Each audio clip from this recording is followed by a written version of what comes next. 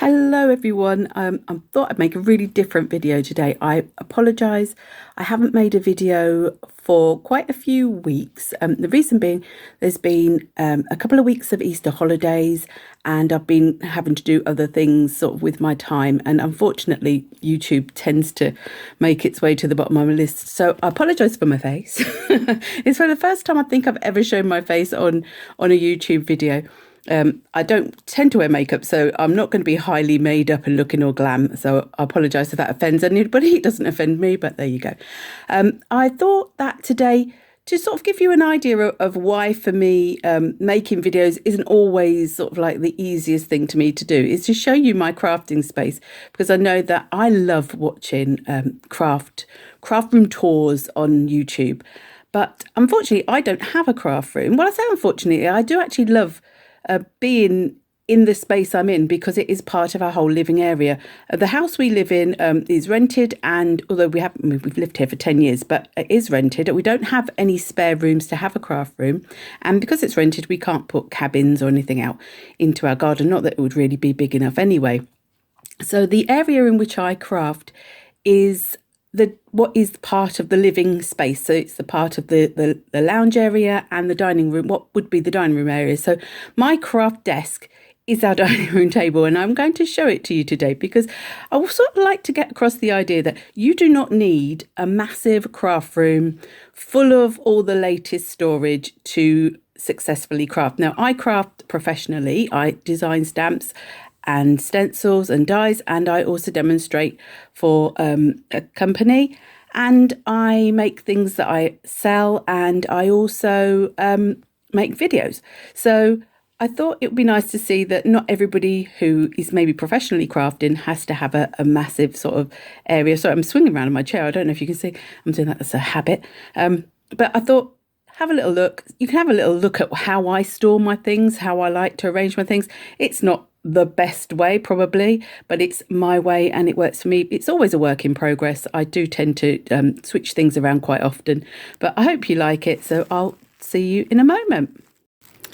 Okay, so the sun has just decided to come out, so it's streaming through the windows. Now, this is sort of like a long view of the area in which I do my crafting. So as you can see, that is our dining table. I'm going to admit to you now, it does not get used for dining. It is basically my craft area. And as you can see, if I just step back a little bit, you can see that it is right next to our sort of our living area where the television and the sofas and everything else are. Which means that for me, I know that I have to sometimes get comments about on my videos that, you know, being sped up and with music sometimes isn't the easiest thing for people to be able to know what I'm using. Can I just reiterate that I do put what I've used in the description box on the videos, so you can always look at that. But because I have children, today I am actually here on my own, which is a rarity. I have children. I have a 12-year-old, an 18-year-old who has actually just moved out recently, and a 22-year-old. Plus my husband works shifts because he works at the hospital, so he doesn't have a set routine as such. So he may be here during the day. Usually when he's not here, then I'll have somebody else here. And it's unfair to constantly ask them to not be using the living space because I want to make a video. So here is my main sort of crafting area. It's got that lovely window there, which unfortunately I usually have to draw the curtains when I'm making videos because the light continuously changes. And that's sort of like down here. So if I show you, it's quite a large dining table. So I permanently have my Big Shot Plus and my Caterpillar Pro on the table, just because they're not things I want to constantly move around. And I'm just going to show you this little area. Now, this little area here, when my 18-year-old daughter was here, she used to have this set up as her crafting space, but she's since moved to go and live with her boyfriend. So she, obviously her stuff is mostly gone now. And so as soon as she went, my son said, can I now have that crafting space? And I'm going to give you a little video of his pug. He's been watching videos and he's got books to help him learn how to draw characters. So that's his little character. So this is his little setup for a drawing area. I've given him some of my pencils. and he's really enjoying that at the moment. Although he's very easily frustrated, is Alfie. And so he's got his little light there as well. Oh, here's a video that's always popular. It's my video of my altered book journal. Now, I've turned all my photographs around just because obviously I haven't got permission to use anybody else's photos in this video, including a child. So I've turned them all around. But that is my altered book. Now, it's almost full, which is why I decided I was going to put it up there. Because recently I had, once my daughter moved out, I was able to have a bit of a switch around. I'm squashing past the chairs. And all my journals used to be down on the floor. But I have now managed to put them more or less all in one of these containers on top of these drawer units. Now, these drawer units, I try to put things in these that I'm not really going to use that often. On the top here, these are mostly my stencil designs that I've made.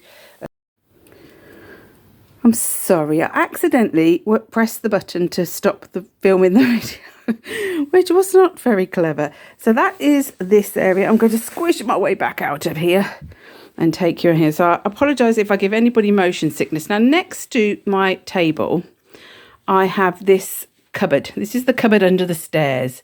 Harry Potter does not live here, but a lot of craft stuff does. So this is my cupboard under the stairs. I cram a lot in here.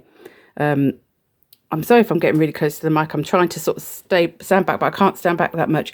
So I have lots of things out that these are the things that I might not be using on a regular basis, but I do sort of need to get a hold of. So like things like my Distress inks, all my Pretty Gets Gritty products, distress paints there. In their basket, I think, is Distress Oxide sprays, and I've got all my acrylic paints, and then on the top is a sort of a bit of a hodgepodge, a mishmash of all different things. And I have my drawer units that have all. I won't go through all these because, to be totally honest, you won't get any benefit from looking in them. I'm not the highest. I'm fairly organised. I know where everything is, but I don't label everything, and not everything is very organised within those drawers. So I hope you can see properly. This cupboard does not have an electricity supply. I used to have a light up here that I then plugged into the plug that was just outside, but the bulb eventually went and we couldn't get one that would fit back in there. So I went for these magnetic lights. They're light enough for me to be able to see when it's really dark. And then one of these hanging ones there. So they're all like battery powered. And then at the end, I have recently sorted out all my cardstock and all my canvases neatly because they were a right mess. I mean, you can see I'm not the tidiest, but it works for me. But the things that I use the most tend to be around me when I'm crafting. Now, I did recently, well, I say recently, it was probably over a year ago, I bought this unit to put all my cardstock that I wanted to use, that I use regularly in, because I was finding that it was getting a bit damaged. So this is ideal for putting in there. So I have all my cardstocks. And then on the top, all sort of like my brushes that I might be using and some of the tools I might need as well, things like tape. These folders down here are my scraps. Scraps are white, scraps are black, scraps are coloured. My swivelly chair. I'm going to sit down on my swivelly chair. So this is where I sit to craft. This is where I make my videos, and this is where I do my Facebook Lives. Oh, you can see my back of the lounge there. So on my left is where I keep all the tools and inks that I use regularly. So I'm banging into the radiator behind me. And so we've got my scissors, all my black ink pads, some of the VersaFine Clairs, all my acrylic blocks, my glues that I use all the time. And then I've got a pot that is all of my sort of important pens. So that's my white pens, my black pens, my metallic pens. I've got some pencils in there as well, my Stabilo all pencils. I've actually got some grey and brown pens as well. All my sort of fine liner pens and my Posca pens that I use regularly. Then here I've got, these are my watercolours that I use most of the time. I've actually mixed up my watercolours. I did have them by brands. Now this one here, I'll show you. Oh, it's very hard to do things one-handed, I've just discovered. I won't open that because I cannot. This was the Jane Davenport bright set. I've now mixed it with a lot of other brands in there as well. I've got my handmade sparkly paints that I put in one of these. I've got my neons, I've got my pastels, and then I've got these little metallic ones as well. And those are ones that I use them fairly often. And I've got another set of watercolours in there. I've got all my Illustrator alcohol markers and my sparkle pens in that bit there. Then, oh, I didn't tell you what was in them drawers. This drawer is over here. Sorry, this video is going to not be of the high professional standard that other YouTubers will make. So I've got my woody pencils. I've got, I think that's my Inktense blocks in there and some charcoal and stuff. And whatever, I don't know half the time. And my Neo colours in the bottom. And then in this one, I've got all my gelatos and I've got the scribble sticks, some ducks, because why not? And my little pot.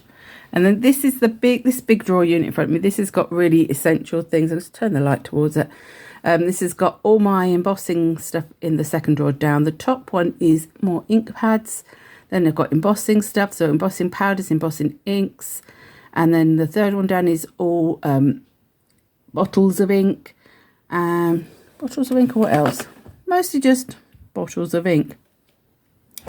Or bottles of ink. And then the bottom drawer's got like textures, I call it. So it's got bits of burlap and gauze and thread and stuff like that. That's my water pot, just to prove. So when I do something, I move the phone, so I apologise for that. And then on the top, I've got more watercolours and my gouache as well in my Ultra New one. I've decided I'm calling it gouache now, not gouache.